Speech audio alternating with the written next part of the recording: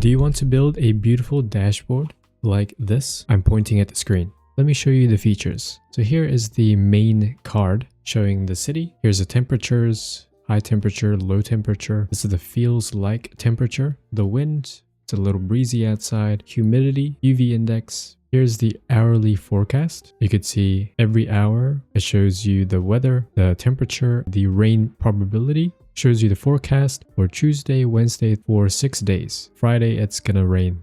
You can search for another city. Let's go to Sydney, Australia. It's gonna load and there it is. So Sydney, 16 degrees. The background changes depending on the time of day. So right now it's daytime. The background is blue. Let's set that to nighttime. So you can see it's a lot darker blue. This is the sunrise color, sunset. We're going to build this step by step, and to keep things simple, I'm going to split it into 3 steps. First, we're going to talk about the weather API, which is where we get our data. And we're going to set up a lightweight backend server, just one file, and the front end where most of the magic happens. Let's jump in. Let's look at the weather API first. We only need JSON weather API. We need the real-time and forecasted weather. Let's sign up at the top here. You'll be subscribed to a Pro Plus plan for free for 14 days. And after it's ended, you'll be automatically switched to free plan. If you go to the pricings page, this is what we'll get. The Pro Plus plan is $25 per month, but we get the trial. These rows are the important ones. So you get 5 million calls per month. We'll probably be calling it like 100 times max. And real-time weather, so they're all supported. And here is the forecast days. So for the Pro Plus trial, we get 14 days. But if you go to the free plan, it'll go down to 3 days. That's not a big deal. We can just go to 3 days after the trial is over. When you sign up, you have access to this page and most importantly, your API key. You'll need this later for an app, but here's a warning for you. Do not expose this to the public. Only you should know it. This is because you don't want other people to use the API using your key. Let's look at the API Explorer page on the left side. So this page here gives you an example of what you'll get if you use this API. So what you do is put in your API key here and you select one of these. So I'll do forecast. This is what we'll be using, and we'll do 7 page here. Remember, this becomes 3 days when your trial runs out. And now we show the response. So going down here, here's the response body. So we can see the location. We search for London. So this is some information on London, and here's the current weather. So we have the temperature here, the conditions, so it's sunny at the moment, and all this information. Going down here, if you select the forecast API, you can see forecast, and in this forecast day array, this is the hourly data for the next 7 days. So you can imagine that's a massive amount of data. But this is what we're going to be working with. Don't worry, it's going to be simple. I'll guide you through it. Let's set up our backend server now. Opening VS Code. Let's create a new directory, and inside that server, we're going to start a new project. So cd into server, we're going to npm init. So it's going to ask you for the package name. We'll just press enter because it's server. Version, we'll just press enter. Description, enter. Entry point, enter. Enter, enter, enter, enter, enter. So now we have a package.json. We're going to install some dependencies. npm install cores.env express and node fetch. So those are now here. Let's make an index.js file. This will be our only file in this server directory. We're going to be using require express. We're going to require node fetch. Going to require cores. Finally, we're going to require .end env, and we're going to initialize that. So what .env does, so you can make a .env file, and this will contain your API key. So you don't have it in the code. So just paste in your API key here. So the point of a .env file is that's where we store our secret keys or config values that we don't want to have in our app. And in our case, we'll store our weather API key in there instead of going and storing it in the code. So this helps us to keep our app cleaner and safer. We're going to use express, initialize our app. Then we're going to use the 5000 port. And finally, we're going to listen on port 5000. We're going to console log once it starts. Here we're going to define a endpoint for our front end code to call. So instead of calling the weather API directly from our front end, we're going to call this endpoint instead. It's going to be API weather, and here's the function that executes when we call this on our front end. We get the request and the response. When we call this API/weather, we're going to be passing in a city to it as well. So we get the city from our query parameters from our request. Now let's make the API call to the weather API. We're going to be putting it inside a try catch block. Going to catch an error if it happens, and we're going to console log if it does happen. And if that error does occur, we're going to be passing it onto our front end. We set a status to 500, which means an internal server. We pass in a JSON with the error. So error fetching weather data. Okay, now we call the weather API. So we get a response from the weather API. We're going to use the fetch from node fetch here. We're using that fetch. And here's the API we'll be using. HTTPS api.weatherAPI.com/v1/forecast.json ?key. And here is where our API key will go. So to access what we have in our env file, this needs to be a template string. So we go process.env.api key. Then we go and q equals the city. So we get this city and we put it in here. And the days, we'll do 7. Ampersand days equals 7. So where did I get this from? If I go back into the weather API page, you could see the call is right here. You could see there's other parameters at the end. This is air quality, and this is the weather alerts, as you can see at the top here. This is no by default, so we can leave that out. Once we get the response, we can turn it into JSON formats, and then we put it into our results, which will send it over to the front end. Now, if this response failed for some reason, like if the weather API is unavailable, then we can just do some error handling here. So if the response okay, the response is not okay, then we console error, something happens, put in the status code, and then we return this to the front end. So the response, the status will be response status, and just put in a JSON with an error as well. So failed to fetch. One thing I missed, we need to use cores and also express.json. So that is our backend done. Okay, all that's left is to run our backend server with node index.js. Okay, server is now running on port 5000. So our server is now working. Let's make a new terminal and make our front end now. Now we will be back in the weather directory. Let's set up our front end project. We're going to be installing a build tool. So we're going to be using Vite because it's fast and gets the job done. All you need to do is copy this and paste it here. And let's rename my app into front end. Okay, let's go into front end, install dependencies, and now let's run the server. Let's go into this website. Great, this is what our setup gave us. And if you look into the front end directory, we could see a lot of files here. Let's start from scratch and delete everything from this page. So go source, app.css, we'll just delete all of that. And let's just remove everything from app.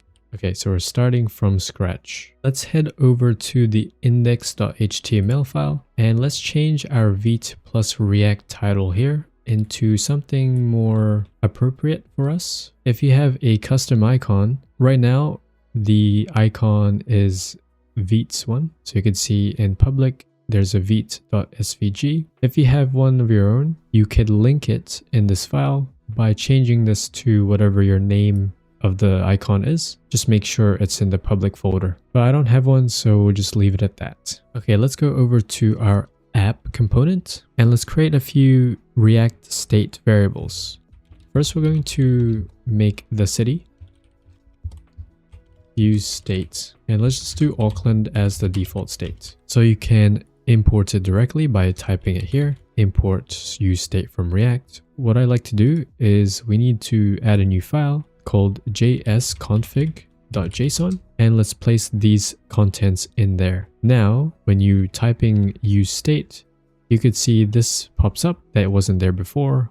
And now if you enter, you could see it automatically imports. Let's create more states variables. So we're going to do weather data, set weather data, and null will be the default value. Let's do loading and set loading. This will tell us if the app is currently fetching from the weather API. We'll do false as a default value. If there's an error that we received from the API or from our backend server, then we're going to show this error to our users. Now let's return our components. We're going to return a container with the app class name, and let's return an inner div. So this div will have the styles for our background color, or like the sunrise and sunset colors. And here we have a container that houses our components. We're going to use a search bar component at the top on search, and it's going to just set the city. If it's loading, we're going to display it's loading, a simple loading message.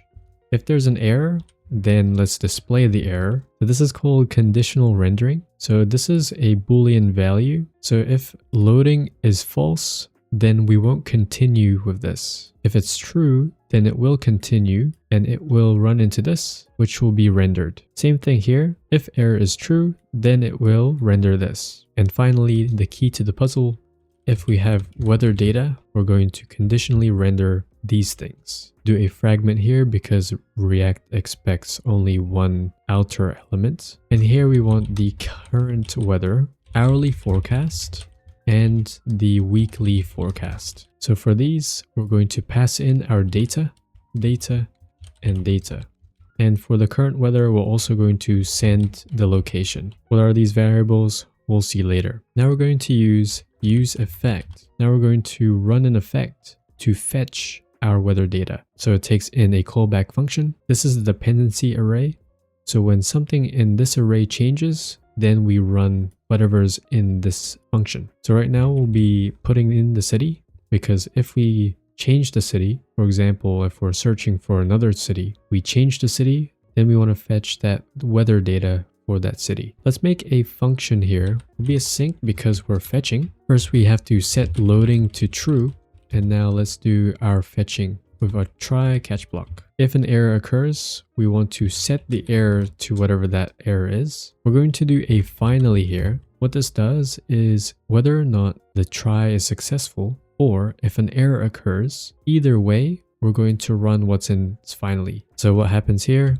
Our loading is back to false. This is where our fetching will occur, and I saved it, and there's an error here. That's because we have set this as empty props for now, but let's just delete that for now. And now let's do our fetching logic. Let's create a file here, api.js, and this is where we'll be calling our backend server. There'll be a simple function. We're going to pass in the city name, and we're going to get the response. So what are we fetching here? Instead of fetching from this API, we're going to be fetching from our own server. So it'll be HTTP localhost 5000, which is our port.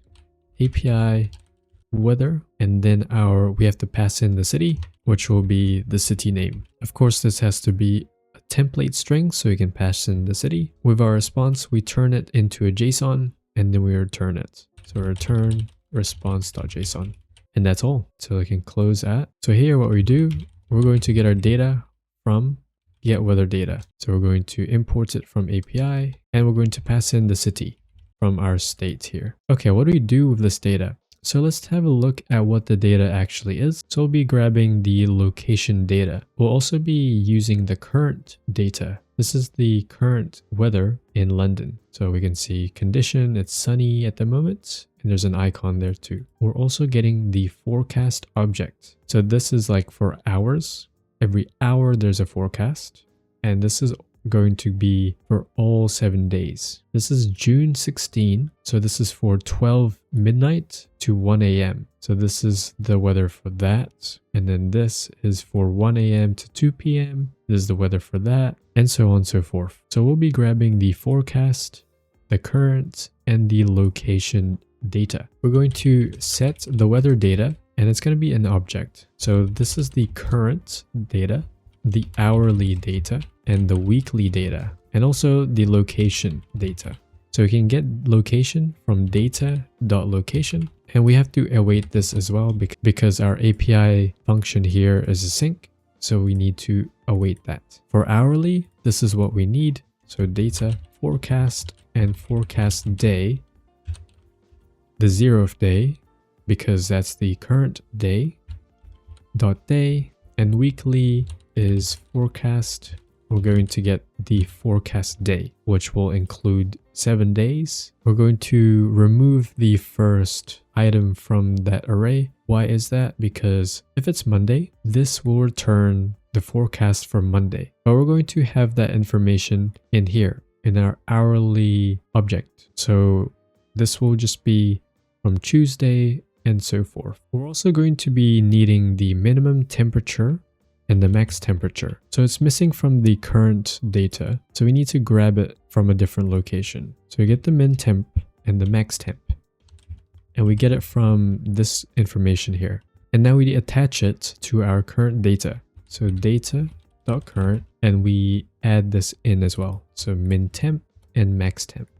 Over here, I forgot to set the error to empty because we're fetching and there's no error at the moment. And there we go. So here's our data that we'll be working with. And finally, we're going to call our fetch weather function at the end here. So fetch weather. Beautiful. Now we can attach the props. So the data, this will be weather data.current, and the location as well. So the location will be weather data location. Here is weather data hourly, and here weather data weekly. Okay, now we can't see anything yet because we haven't made our components yet. So let's start making the components. Let's create a components folder, components, and let's make the search bar, searchbar.jsx. So it will take in the onSearch function. So if you look back here, it takes in an onSearch prop. And here we have the state for our search. Import useState, and we make a handle submit. So this is when you press enter, we take in an event. Let's prevent defaults on the event. So we do this so we have complete control over what happens when you press enter. So some browsers have different behaviors, but if we do this, then we have complete control over what happens. If there's a city, then we will call onSearch and we pass in the city, and then we clear the city. And let's return a form with the handle submit function. And inside the form, let's create a span. This is the search icon. And let's put a magnifying glass as the icon. Finally, the search bar itself, it'll be the search inputs. It'll be text type. The value will be the city. On change, if you type into it, takes in an event. And we're going to set the city with the value that you've typed in. Placeholder, let's just do like Auckland City or Sydney. I'll just say Sydney, and required. Now over here, let's go into our app.jsx. Let's import our search bar. Oh, we need to export our search bar first. And then now we can import our search bar. So I'm going to create empty components for these. So current weather.jsx. We'll just do an empty component.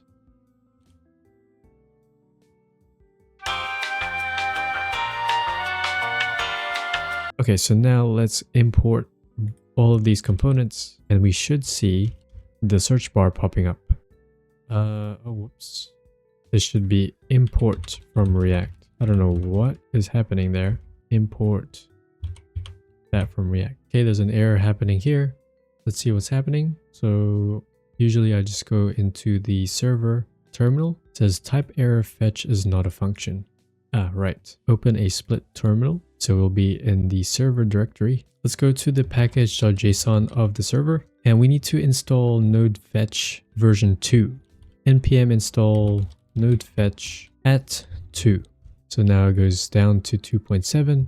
Restart the server with node.js. And now let's reload the page. And you can see there's no more error there. That means it has fetched the items. All right, so we don't see that yet. So let's console log our weather data. So if you go into our inspect the console, and you can see our weather data is nicely here. That's basically our search bar done. It looks terrible. So let's just add some styles to it. So Control B or Command B to open this sidebar, and let's create a search bar.css. We're also going to edit our app.css as well. So our search bar.css, add some padding, add some top margin and some bottom margin as well. Max width 400. Here is the secret sauce for getting that glass look into our input bar.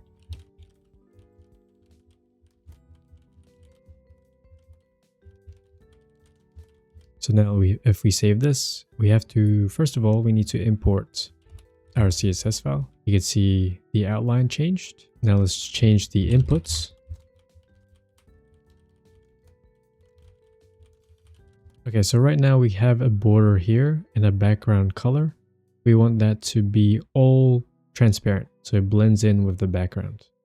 So we do that, that's what it does now. Looks better. And now if we go over to this search icon, it has that edit cursor. Let's put it back into this cursor right here. Cool. So now that's good. And that's our search bar done. In our app.css, let's do some styles here. This is prepping for our background colors. We're going to align it in the center. And in our container, this container, all of these components, we want them to appear vertically going downwards instead of horizontal. That's why we have flex direction column. In our front end terminal, let's split it. Let's install date FNS. Since we'll be working with dates, this makes it easier to format our dates. We could do this with native JavaScript, but it's a bit messy if we do it that way. So we could just use this package and do it very clean. Now let's work on the background colors here. So first we get the hour because it depends on the hour. Weather data. If there's a weather data, we get the location and the local time. If this exists, we're going to use parse. This is from our date FNS package, and we're going to parse this. We can remove the question marks because we already know that this is a valid object. So we parse it. Our data gives us year, month, date, day, time. So this is what our data gives us. And here is what we want to parse it into. So we get the hours from that date. Now, if this isn't a variable yet, we'll just get the date from our current location. And then finally, with that hour, we can get a gradient class. We'll just get the gradient class or just make a function for that. Let's make the function right here. If the hour is between 6 and 9, then it'll be sunrise. If the hour is between 9 and 5 p.m., then we return day. If the hour is between 5 p.m. and 8 p.m., then we return sunset. Otherwise, we return night. You can adjust these hours if you want. Some cities have a later sunset that will need a lot of calculations to do. And maybe that's an extension you could do for this application. But for now, we're just going to use a simple if statement to determine the background. Now let's get the gradient class and we input it into this app div. Okay, now let's go into our app.css and let's input it. We're going to be using a linear gradient to bottom right and our two colors. So our day colors, let's use this color. And also our sunsets, finally our nighttime. We'll keep this color and we'll change this into a different one, a darker blue. Great, so this is what it looks like right now. And it looks very plain, but we don't have any other components yet. Now let's move on to our current weather component. All right, we hit the halfway point. Quick question for you. What's the weather like in your location? Drop it in the comments. And hey, if you're enjoying this build, give it a like, subscribe, and hit the bell so you don't miss what's next. Okay, this current weather component takes in data and location. And we're going to be destructuring our location first. So we're getting the local time and the name from our location object. And we're going to be getting a lot more from our data. Okay, now let's return our big components. Let's do a outer container first. Current weather class name. And here we're going to do a card class. And it'll be left card because we're going to have 2 cards in this component. So if we do another one, that's for our right card. Let's style this first. Let's go back to app.css and put the card in there because we're going to be using card in the other components too. So this card will have the glass styling as well. It's going to have a backdrop filter of blur. Let's create a current weather CSS file. So it'll be in the components folder. And let's import that here as well. You can see there's 2 cards left and right, but they're on top of each other. We'll change that in the styles. Believe it or not, our app.css file is done. So we can close that. Let's edit the current weather CSS file. So now we have a left card and a right card. 50 pixel gap in between. Okay, let's go back to our JSX file. Let's just do all of the JSX here first before going back into our CSS file. Let's do our left card first. It's going to have the name of our city. It's going to have the temperature, class name of temp. The data has 1 decimal point. We don't really care about that decimal point, so let's just round it. And now let's do the high temp and the low temp. So we're going to be using an up arrow and then math round the max temp and the degree symbol. Now let's do the min temp with the down arrow. Going to math round the min temp and the degree symbol. Let's do feels like temperature. We're doing Celsius, by the way. You could change this to Fahrenheit by just getting the Fahrenheit instead. Or you could make a toggle function so you could switch between Celsius and Fahrenheit. But we'll just do Celsius for this app. Finally, let's format the local time.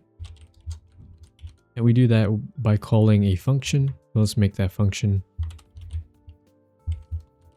Get the raw date. We parse it with our date package. Pass in the raw date, which is in this format.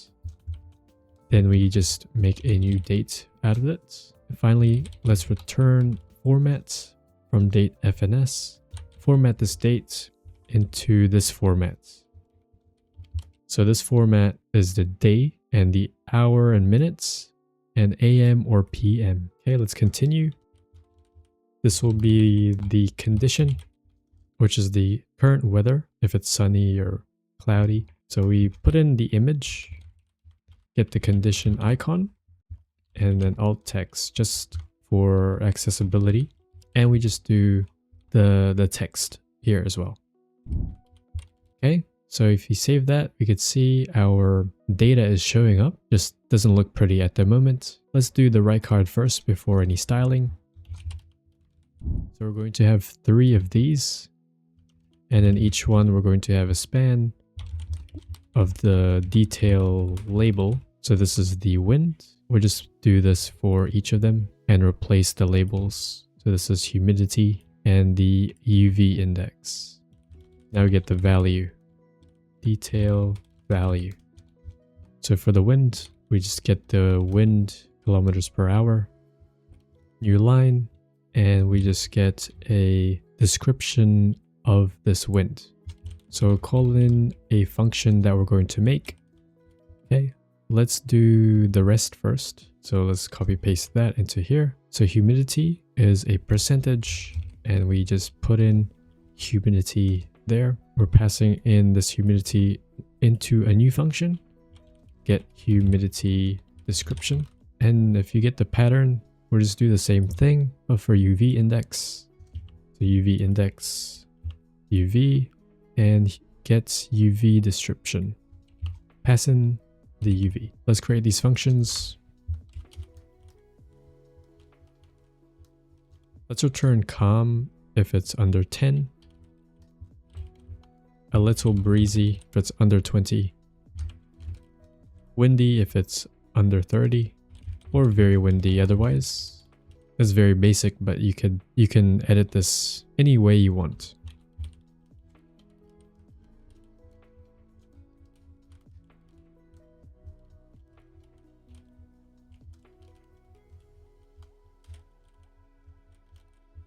Okay, so if the UV is under 3, return low.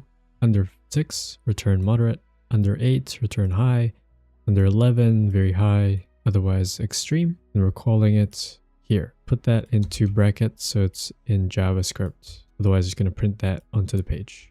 So do that for JavaScript. And there we go. It's all in here. Now we just need to do the styling. For our temperature, let's just do margin top of 0. We want it to be close to the city as possible. Let's increase the width of that to 100. And let's change these to have no space in the middle of them. And increase the size too. Okay, that looks better. Now let's do the condition. Let's do our left card. So these appear, instead of on top of each other, this will appear on the left side. And this is on the right side.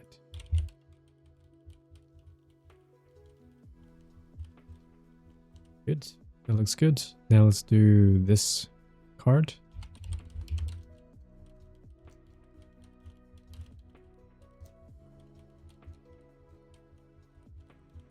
For the last child, let's put 0 margin bottom, which is this one. Cool. So that is it for our current weather. So now we can move on to the hourly forecast. Let's create a CSS file as well. And let's import that in our components. This one is simple. So we take in the data and we return the container. And we map over our data. So this will be the hours of the current day. So in our case, Monday. For each one, we're going to have a container and the key. Remember to return it. Here we're going to have the time. So 0, 12 a.m., 1 a.m., 2 p.m., and so on. We're going to use the format function from datefns and the parse as well. So what's happening is we're parsing from the data that's given to us, and then we're going to format into a nice readable format. So we're parsing the hour.time that's given in this format. We make a new date from that. And now we're formatting into this format. So hour and AM or PM. Let's do the condition of the hour. Let's give it an icon out text, which is for accessibility, with a class name of our icon. Let's get the temperature. We round the temperature and then have the degrees and the rain percentage, which is given by chance of rain. Okay, so it's not displaying. Let's take a look. Data.map is not a function at hourly forecast. So this is what's happening. Oh, sorry about that. It should be .hour. Okay, there we go. So now we can see, it looks very ugly, but our data is displaying properly. So let's fix up the styles. So what happens with this is it will have 800 pixels space, and since it'll go over 800 pixels, we'll have to scroll to see the rest.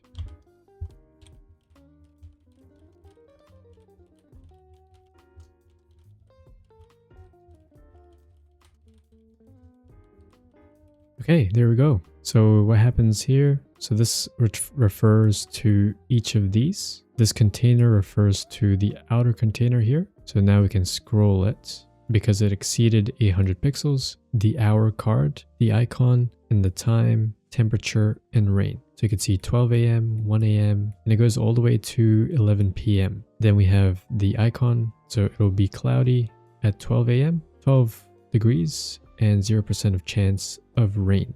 So this is the hour card. So these smaller boxes, so it has a background, border radius, and a backdrop filter, so blurs what's behind it, and we align everything in the center and have a min width of 80 pixels. The hour icon, so make them 40 pixels by 40 pixels and have a margin to separate them from the text up in here, and also the sides. Finally, change the text size so they're a little bit smaller. Okay, that's it for the hourly forecast. Let's move on to the weekly forecast. Let's make a CSS file and then import it. So the weekly forecast takes in data. Let's return a container and let's make it a card as well. And with our data, our weekly data, we're going to map through each day. We're going to return a container for the day and a key. Then we need the name of the day, so like Monday. And again, we're going to parse ISO this time. Parse ISO from date FNS. So we parse the date that we get. And we're going to format this now. Format. And format it in this format. So this is the 3-letter for the day. So it'd be like Monday will be MON. Let's do a rain probability. Percentage. And the icon there, or the emoji. We're going into the day. And under day, we need day again. And then daily chance of rain. Now we get the condition. Day condition. We just get the image and the alt text. Give it a class, and we get a span of just a description. Okay, saving that, you could see more of the data is getting rendered. It's good. And finally, we need the temperature. Do day temp, and we're just gonna do high / the low. So now we need to style it and we'll be pretty much finished. Change this from daily to day.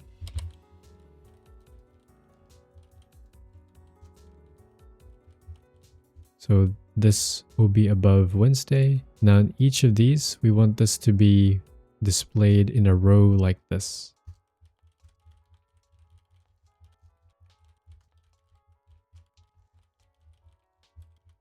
Okay, so now they're appearing like rows. That's what we want. Now we just need to sort out the text size and the icon size.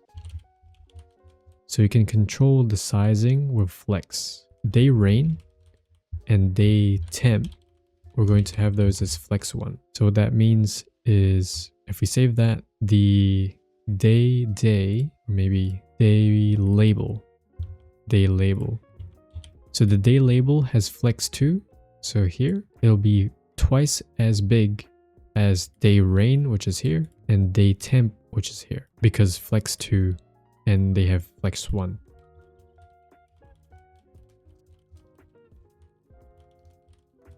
Change the icons because they're too big at the moment. So we just change them to have 30 pixels. Finally, just make the text smaller. Let's resize that. So we haven't tested out what it looks like with the background changes. We could just change this gradient class, just hard code it. So BG sunrise, BG day, BG sunset, and BG night. So in Sydney, it's 5 p.m, which means it should be sunset. And I found out where the bug is, and it's in here, this line here. So parse, we get the data. That data is in this format. We'll need to make a new date out of it. So we need to return a date. So you take the .get hours there and put it outside. Date object, get the hours, which is a number. And then this is what you use here. If you run into any bugs or want to extend this project, let me know in the comments down below. And if you want to build something completely different, check out the Sudoku challenge.